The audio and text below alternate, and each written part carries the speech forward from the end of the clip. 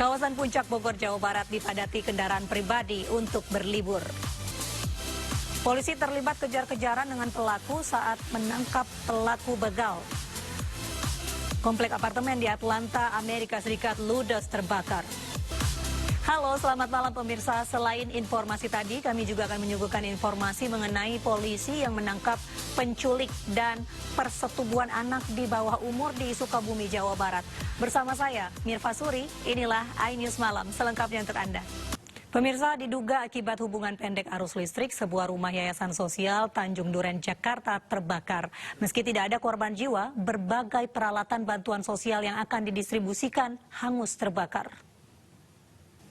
Penyidik Polres Jakarta Barat menangkap pelaku penculikan dan persetubuhan anak di bawah umur di Sukabumi, Jawa Barat. Korban bersama pelaku dinyatakan sehat dan saat ini berada dalam pengawasan KPAI di Rumah Aman Anak Jakarta.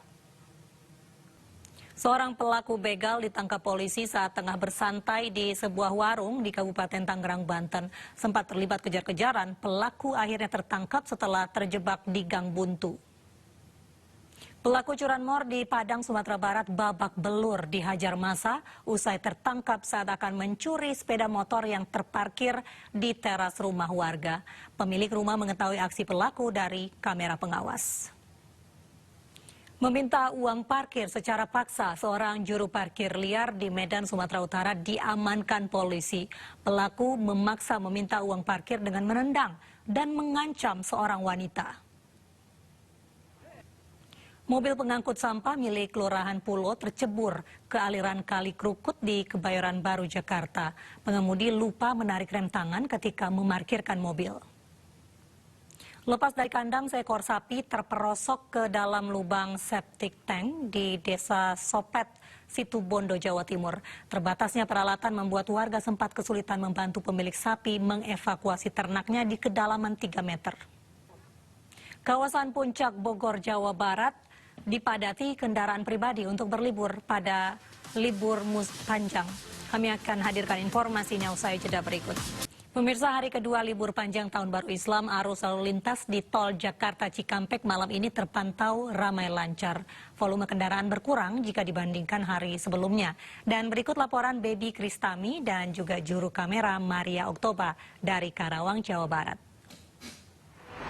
Pemirsa, pantauan arus lalu lintas pada Jumat malam hari ini terpantau ramai lancar. Ini merupakan hari kedua dari libur panjang akhir pekan.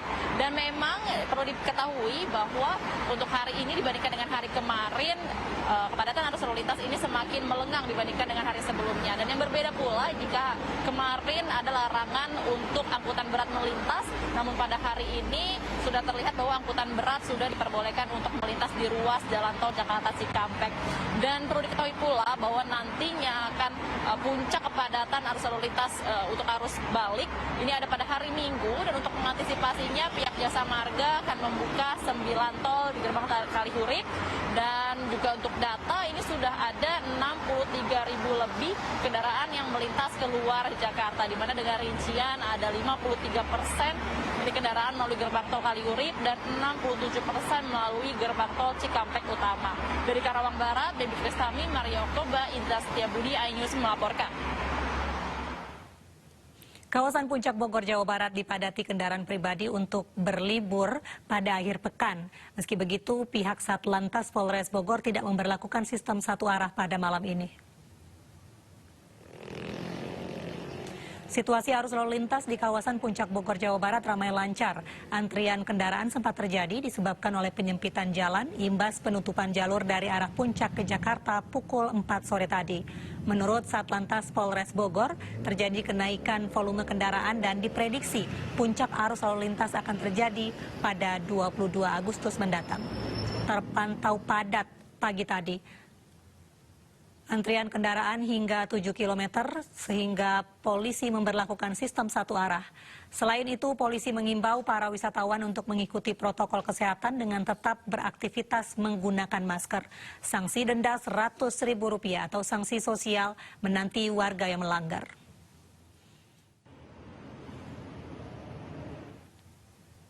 Stasiun Pasar Senen sepi di hari libur panjang akhir pekan. Tidak ada lonjakan penumpang pada Jumat malam.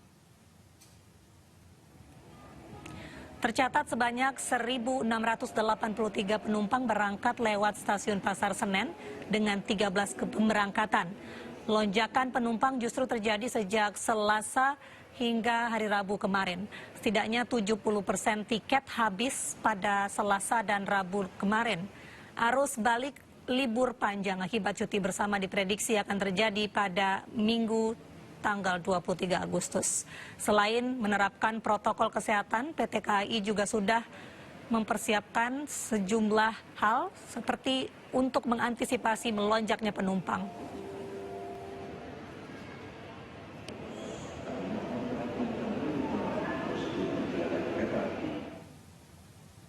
Sementara di stasiun Gambir, pemirsa, sejumlah calon penumpang masih terlihat hingga Jumat siang. Beberapa warga memilih berangkat hari ini untuk menghindari kepadatan penumpang. PT KAI Daob 1 Jakarta mencatat adanya lonjakan volume pengguna jasa kereta yang meninggalkan Jakarta di libur panjang pekan ini. Untuk membatasi kendaraan pribadi, pemerintah Provinsi DKI Jakarta mengatur moda transportasi saat PSBB transisi.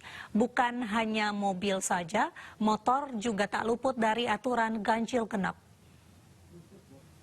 Barreskrim Polri menetapkan 6 tersangka dari 53 orang yang diamankan dalam penggerebekan prostitusi berkedok karaoke. Kami hadirkan informasinya sesaat lagi.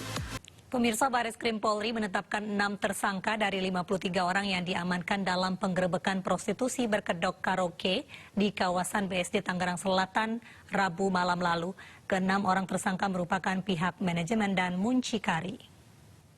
Keluarga Demas Laira, wartawan yang ditemukan tewas di pinggir jalan, menduga Demas dibunuh terkait pekerjaannya. Polisi mengumpulkan bukti dan memeriksa saksi, namun belum menemukan pelaku.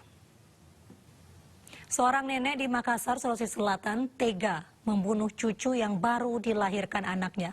Pelaku tak kuasa menanggung malu karena anaknya hamil di luar nikah. Seluruh PAC PDI Perjuangan Kota Medan sepakat melaksanakan perintah partai untuk mendukung Bobi dan Aulia. Kami akan hadirkan informasinya usai jeda berikut. Pemirsa, puluhan bakal calon kepala daerah yang didukung PDI Perjuangan mengikuti sekolah partai bersama Ketua Umum PDI Perjuangan Megawati Soekarno Putri. Turut ikut serta bakal calon wali kota Surakarta, Gibran Rakabuming Raka, dan bakal calon wali kota Medan, Bobi Nasution. Pasangan Bagio Wahyono FX Suparjo atau Bajo dinyatakan lolos verifikasi faktual oleh Komisi Pemilihan Umum Kota Surakarta.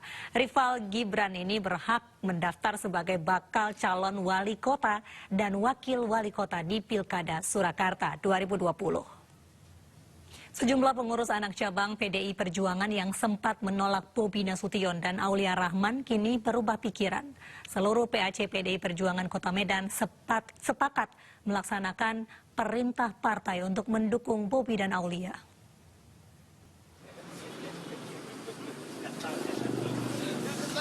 Para pengurus anak cabang PDI Perjuangan Kota Medan mendatangi kantor DPD PDI Perjuangan untuk memberikan dukungan sepenuhnya kepada Bobi Nasution dan Aulia Rahman yang akan maju ke Pilkada Medan 2020.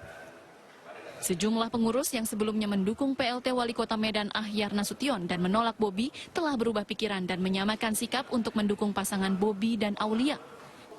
Di Medan terdapat 21 kecamatan namun hanya 14 PAC yang hadir. Namun sejumlah pengurus mengklaim bahwa seluruh PAC PDI Perjuangan Kota Medan telah sepakat untuk mendukung penuh pasangan Bobi Aulia yang mendapat rekomendasi sah dari DPP PDI Perjuangan. Dari Medan, Sumatera Utara, Ahmad Ridwan Nasution, iNews melaporkan. Pemirsa, dukungan jelang pelaksanaan Pilkada Serentak 2020 kembali dikeluarkan Partai Perindo. Kali ini dukungan diberikan untuk pasangan bakal calon wali kota Makassar dan Timur Tengah Utara.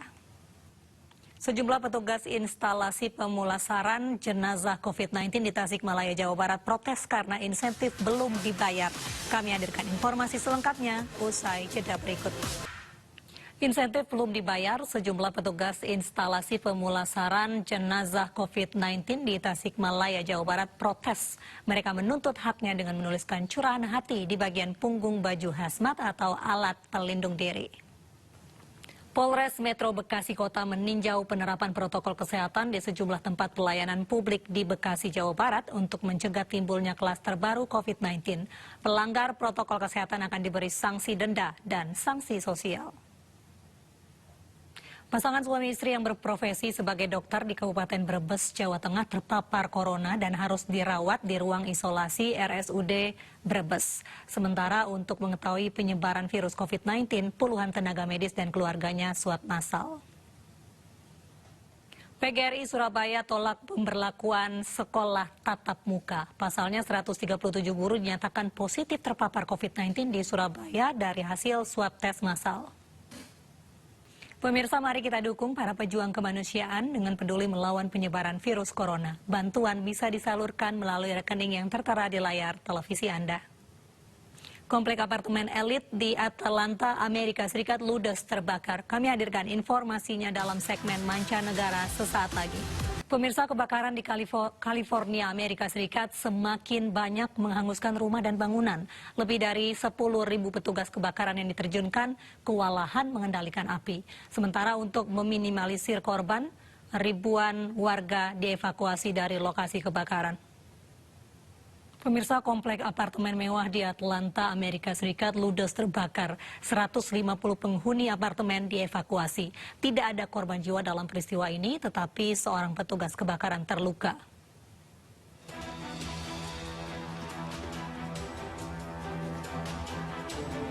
Komplek apartemen yang terbakar berada di lingkungan kelas atas di kota Buckhead, Atlanta. Api dan asap muncul dari atas sebagian besar bangunan apartemen hingga akhirnya atap apartemen runtuh. Tiupan angin yang kencang sempat menghambat pemadaman api. Upaya pemadaman pun dilakukan dengan menyemprot air dari atas bangunan. Sekitar 150 penghuni apartemen dievakuasi dan selamat. Sementara seorang petugas pemadam kebakaran terluka setelah tertimpa tembok tempat parkir yang runtuh. Pemirsa, syuting musim tayang baru serial televisi biasanya dimulai Juli. Tapi akibat COVID-19, tak banyak studio memulai kembali produksi TV maupun film. Pembuatan film dan seri TV pun mengikuti protokol kesehatan dalam kenormalan baru dan sebagian mempertimbangkan opsi syuting di luar Amerika Serikat. Lakers berhasil menyamakan kedudukan usai mengalahkan Blazers pada game kedua putaran pertama NBA Playoff. Sesaat lagi kami hadirkan informasinya. Partai final Liga Eropa akan menyajikan duel antara Sevilla melawan Inter Milan di Jerman. Sevilla selalu menang di final Liga Eropa, sementara Inter mengenang kejayaan di kompetisi Eropa, tepatnya Liga Champions 1 dekade lalu. Kompetisi Liga 1 2020 dijadwalkan akan kembali bergulir 1 Oktober mendatang. Sejumlah tim telah menggelar latihan untuk menyambut Liga 1 2020 yang sempat tertunda akibat pandemi COVID-19. Los Angeles Lakers berhasil menyamakan kedudukan usai mengalahkan Portland Trail Blazers pada game kedua putaran pertama NBA Playoff. Sementara Houston Rockets melanjutkan dominasi mereka usai menaklukkan Oklahoma City Thunder. Informasi ini sekaligus menutup jumpa kita dalam iNews Malam. Akhirnya saya Mirva Suri dan kerabat kerja yang bertugas undur diri. Terima kasih. Selamat malam. Sampai jumpa.